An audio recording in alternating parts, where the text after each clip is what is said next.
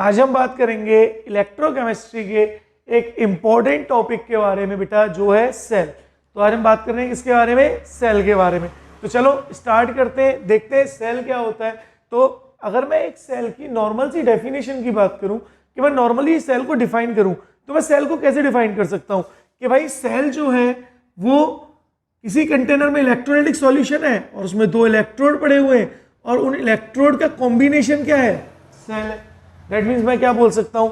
Combination of electrode in an electrolytic solution is called cell.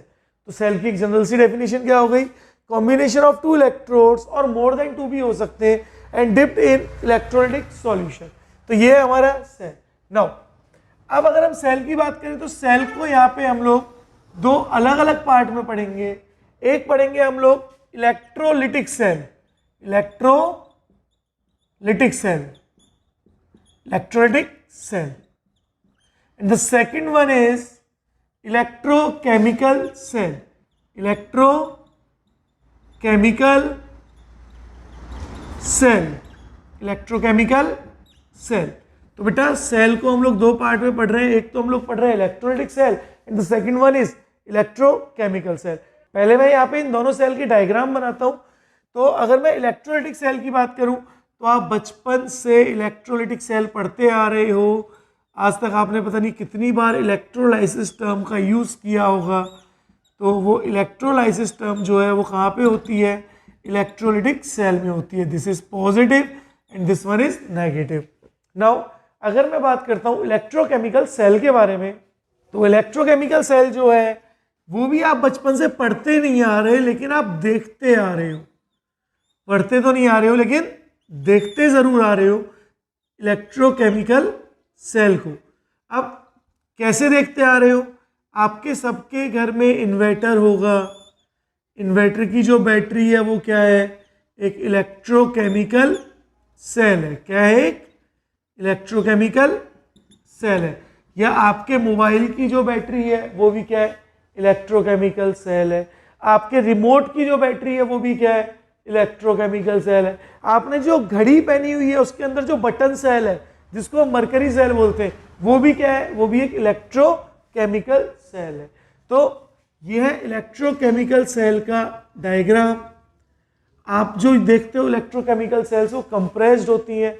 ये हम एक basic उसका स्ट्रक्चर बना रहे हैं कि भाई क्या क्या फंक्शन है उसको पढ़ने के रिस्पेक्ट में।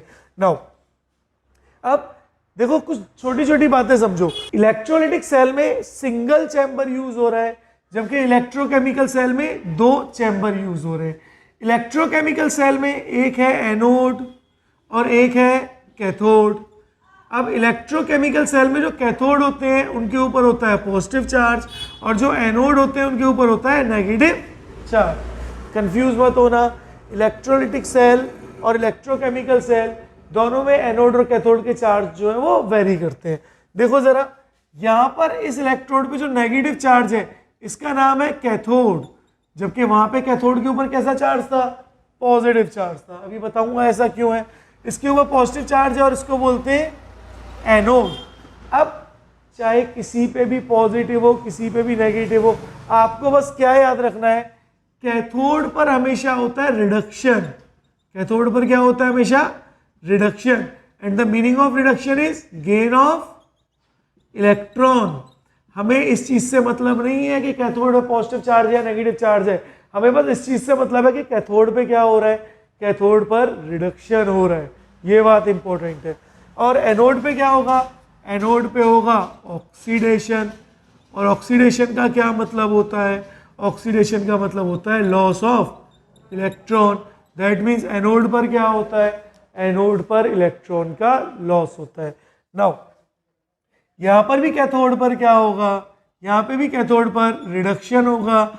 Reduction means again gain of electrons. ये बात याद रखनी बहुत जरूरी है। एनोड पर क्या होगा? ऑक्सीडेशन होगा और oxidation means loss of electrons. देखो ये चीजें इंपॉर्टेंट है, आपको ये जरूर पता होना चाहिए कि एनोड पे ऑक्सीडेशन होता है और कैथोड पर रिडक्शन होता है। ये इंपॉर्टेंट है ना।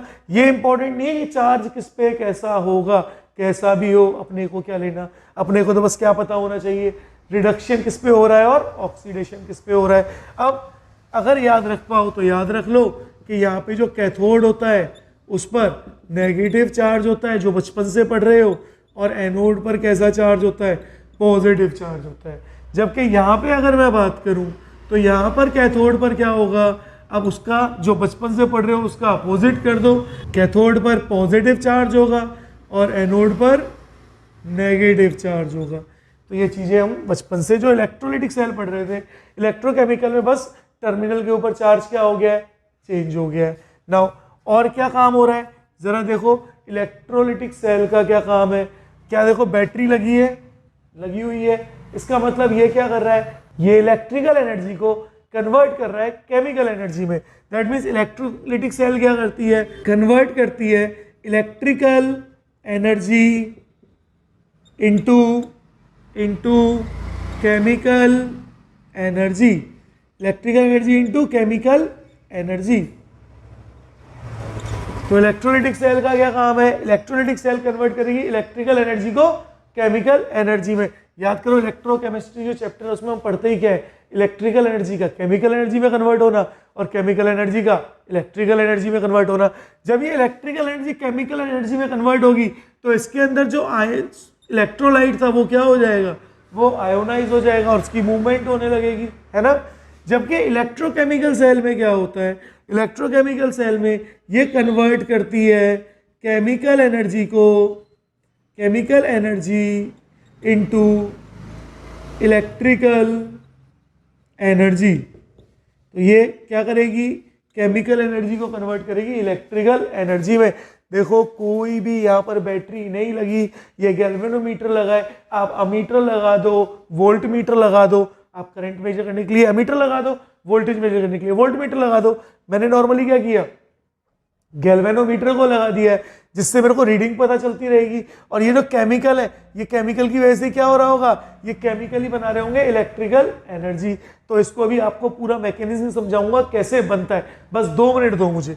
और देखो अगर मैं यहाँ पे इलेक्ट्रोलाइटिक सेल की बात करूँ तो इलेक्ट्रोलाइटिक सेल जो होती है वो नॉन स्पॉन्टेनियस होती है। अब 2 तरह के प्रोसेस होते हैं, एक होता है spontaneous and the second one is non spontaneous. अब स्पॉन्टेनियस प्रोसेस कौन सा प्रोसेस होता है, स्पॉन्टेनियस प्रोसेस वो प्रोसेस है जिसको एक प्रॉपर इनिशिएशन देने के बाद वो कंटिन्यूअसली चलता रहता है। लाइक मेरे पास एक बाइक थी, मैंने सेल्फ मारा, बाइक स्टार्ट हो गई। अब जब तक मैं उसकी चाबी ऑफ नहीं करूंगा बाइक बंद नहीं होगी।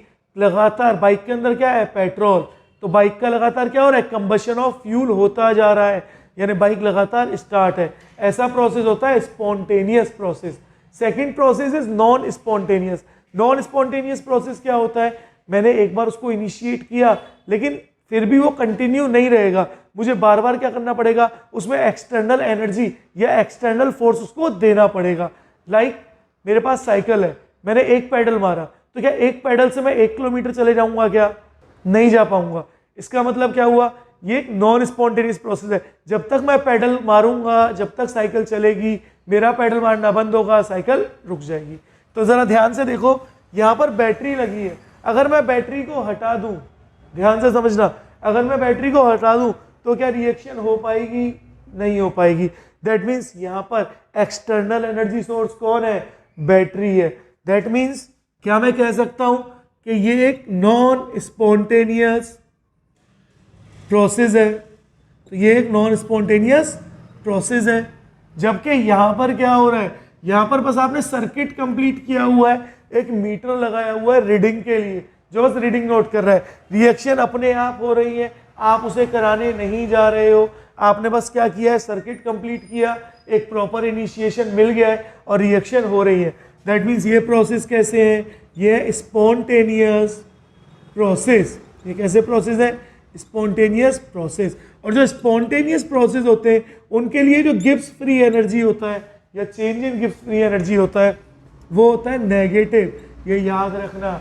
और जो ई नॉट सेल होता है, जो ई नॉट सेल होता है, या ई सेल बोल दो या ई नॉट सेल बोल दो, हम लोग नॉर्मली स्टैंडर्ड की अगर बात करेंगे तो ई नॉट की बात करेंगे, तो जो ई नॉट सेल होगा वो पॉजिटिव होगा। सेम यहाँ पर भी change in Gibbs free energy standard क्या होगी, अब यहाँ पर पॉजिटिव हो जाएगी क्योंकि नॉन स्पॉन्टेनियस है, और जो ई नॉट सेल होगा वो इसका अपोजिट हो जाएगा, that means E nought cell क्या हो जाएगा, नेगेटिव हो जाएगा। तो बेटा यही है हमारी टाइप्स ऑफ सेल।